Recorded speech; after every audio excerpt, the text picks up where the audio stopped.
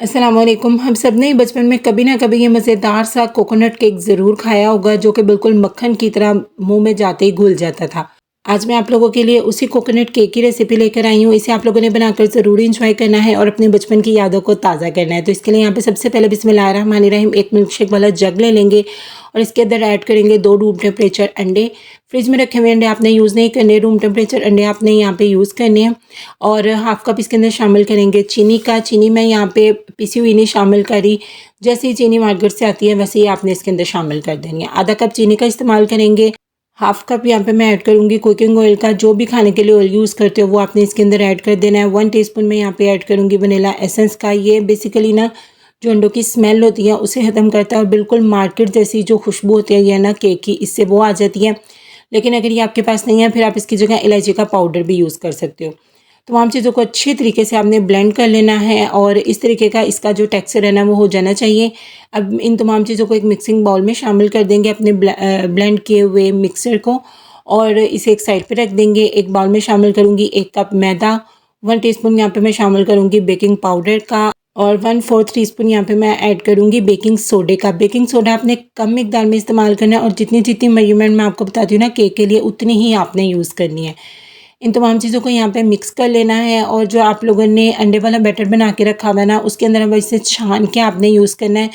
मैदे को तो वैसे भी हमेशा छान के इस्तेमाल करना चाहिए, लेकिन जब भी आप लोग कोई केक वगैरह बना रहे हो ना तो स्पेशली आपने जो ड्राई इंग्रीडियंट्स हैं उन्हें छान के यूज़ करना है। इससे क्या होती है इन चीज़ों में एक एयर पैदा हो जाती है और आप जो का जो केक है वो बहुत ही ज़्यादा स्पॉन्जी बन के तैयार होगा।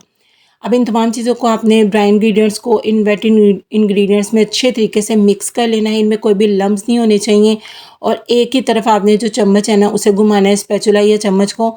इससे क्या होगा कि इसके अंदर जो बेकिंग सोडा है ना वो अच्छे तरीके से काम कर सकेगा। तमाम चीज़ों को अच्छे तरीके से मिक्स करना है और मिक्सिंग के दौरान ही ये जो बैटर है वो आपको थोड़ा-सा दिखेगा हार्ड।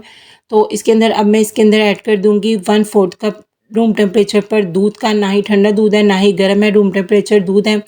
दूध ऐड करने के बाद अब फिर से इसे अच्छे तरीके से मिक्स करेंगे और इस तरह का एक लम्स फ्री सा जो बैटर है ना वो आपने बनाकर तैयार कर लेना है। जब तक यहाँ पे इसकी मिक्सिंग का काम चल रहा है, अगर अभी तक आप लोगों ने मेरे चैनल को फॉलो नहीं किया तो अभी जाके कर लें। वीडियो को रीपोस्ट भी ज़रूर किया करें और मुझे अब कमेंट सेक्शन में ये भी बताया करें कि आप लोग मुझे कहाँ-कहाँ से देख रहे हैं और आप लोग कैसी वीडियोज़ देखना चाहते हैं। यहाँ पे देखिए बातों ही बातों में अच्छे तरीके से हमारा जो मिक्सर है वो मिक्स हो गया और बिल्कुल इस तरीके से रिबन की फॉर्म का जो मिक्सर है ना केक का बैटर है वो आपने बनाकर तैयार करना है। ये एक बहुत ही ज़बरदस्त से अच्छे से स्पॉन्जी से केक बनने की निशानी है। यहाँ पे मैंने एक केक टिन लेकर उसको ऑयल के साथ ग्रीस करके पहले से ही रखा हुआ है, फिर उसके ऊपर बटर पेपर लगाकर उसे भी हल्का सा ऑयल के साथ ग्रीस कर लिया है और हमने जो अब अपना ज़बरदस्त सा बैटर बनाया केक का इसके अंदर पोर कर देंगे। ये देखिए कितना ज़बरदस्त रिबन की फॉर्म में ये पोर हो रहा है। उसके बाद अब आपने क्या करना है, इसको हल्का सा ना टैप कर लेना काउंटर के ऊपर, ताकि इसमें अगर कोई एयर बबल्स हों तो वो ख़त्म हो जाएँ। और दूसरी तरफ एक कढ़ाई को मैंने प्रीहीट होने के लिए रख दिया था 10 मिनट पहले ही मीडियम आँच पे।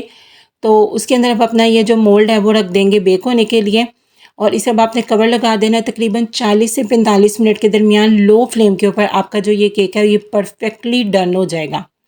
इस तरीके से अब इसे बेक होने के लिए रख देंगे और ये 45 मिनट के बाद ये देखिए माशाल्लाह माशाल्लाह हमारा केक जो है कितने अच्छे तरीके से फूला-फूला बन के तैयार हुआ है। और एक टूथपिक इंसर्ट करके आपने इसको चेक कर लेना है कि अगर तो टूथपिक बिल्कुल क्लियर आती है तो इसका मतलब ये आपका केक जो है वो अंदर से बिल्कुल डन है। ये देखिए माशाल्लाह कितना ज़बरदस्त बन के तैयार हुआ है। इस मोल्ड को अब आपने नहायत एहतियात से किचन काउंटर पे रख देना है। जब ये बिल्कुल मोल्ड ठंडा हो जाएगा फिर आपने केक को इसके अंदर से डीमोल्ड करना है। इससे पहले आपने केक को डीमोल्ड नहीं करना, नहीं तो आपका केक जो है वो टूट जाएगा। यहाँ पे अब आपको केक को मैं डीमोल्ड करके दिखाती हूँ। जो इसका मोल्ड है वो अच्छे तरीके से ठंडा हो चुका है। ये देखिए हमने जो बटर पेपर ग्रीस करके लगाया था इससे केक को डीमोल्ड करना भी आसान होता है और नीचे से कलर इसका कितना ज़बरदस्त आया है। ये देखिए आसानी से इसका जो बटर पेपर है वो रिमूव हो जाएगा। अब इस केक को बिल्कुल ठंडा होने के लिए आपने एक साइड पे रख देना है और इसके लिए तब तक हम लोग एक ज़बरदस्त सा शुगर सिरप बनाकर तैयार कर लेते हैं। एक पैन में मैं शामिल करूँगी 1 कप चीनी का और इसके साथ ही 1 कप पानी ऐड कर देंगे। जितनी चीनी ऐड करनी है उतनी ही पानी ऐड करना है। और अब आपने इसकी कोई 1 तार या 2 तार की चाशनी नहीं बनानी, बस आपने ये ना चीनी को पानी के अंदर मेल्ट कर लेना है। अच्छे तरीके से चीनी घुल जानी चाहिए और जो चीनी है ना ये पानी वाला मिक्सर है इसे 1 से 2 बॉयल आ जाने चाहिए इस तरह से। बस इसी स्टेज पे आपने इसकी फ्लेम को ऑफ कर देना है और इस चाश को बिल्कुल अब आपने ना ठंडा कर लेना है। केक भी आपका बिल्कुल ठंडा होना चाहिए और ये चीनी का जो मिक्सर है ये भी बिल्कुल ठंडा होना चाहिए। फिर आपने आगे से ना इसके ऊपर जो है ना इसको चाश में डिप करना है। यहाँ पे देखिए पर हमारा जो केक है वो अच्छे तरीके से ठंडा हो चुका है। मैं आपको इसकी कटिंग करके चेक करवाती हूँ। ये देखिए माशाल्लाह माशाल्लाह कितनी ज़बरदस्त इसकी कटिंग हुई है और कितना स्पॉन्जी बन के जालीदार सा बन के हमारा ये जो केक है वो बन के तैयार हुआ है। इसी तरह सारे केक की कटिंग कर लेंगे और दूसरी तरफ यहाँ पे देखिए हमारी जो चीनी की चाश हमने बना के रखी थी ये भी अच्छे तरीके से डिप हो चुकी है। और तीसरी चीज़ यहाँ पे मेरे पास है नारियल का बुरादा, जिसे कोकोनट डेसिकेटेड कोकोनट बोलते हैं। ये मार्केट से इजीली अवेलेबल होता है, लेकिन अगर इसकी रेसिपी भी आप लोगों को चाहिए तो मुझे ज़रूर बताइएगा, मैं आप लोगों के साथ ज़रूर शेयर करूँगी। एक एक केक का पीस पकड़ेंगे। आप चाहो तो पूरा भी इसे चीनी की चाश में डिप कर सकते हो, लेकिन मैं सिर्फ़ और सिर्फ इसकी जो कॉर्नर्स है ना उसे डिप करूँगी इस तरीके से। और उसके बाद पूरे के ऊपर हम लोग जो डेसिकेटेड कोकोनट है ना उसको हाथों से प्रेस करके तो अप्लाई कर देंगे इस तरह से। इस तरीके से ना ही केक ओवर मीठा होगा और ना ही ये जो है ना शीरे को अपने अंदर ज़्यादा एब्ज़ॉर्ब करेगा। इस तरह से अब आप लोगों ने तमाम जो केक है उसकी साइड्स को इस तरीके से चीनी की चाश में डिप करते जाना है और उसके ऊपर कोकोनट जो है वो अप्लाई करते जाना है, डेसिकेटेड कोकोनट।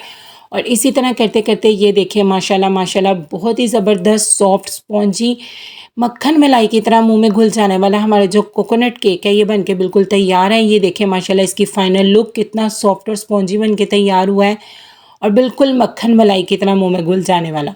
तो ये मज़ेदार सी रेसिपी आप लोगों ने ज़रूर ट्राई करनी है और फिर मुझे कमेंट सेक्शन में आकर बताना भी है कि ये रेसिपी आप लोगों को कैसी लगी। दुआ में याद रखिएगा, अपना बहुत ज़्यादा ख्याल रखिएगा। अल्लाह हाफ़िज़।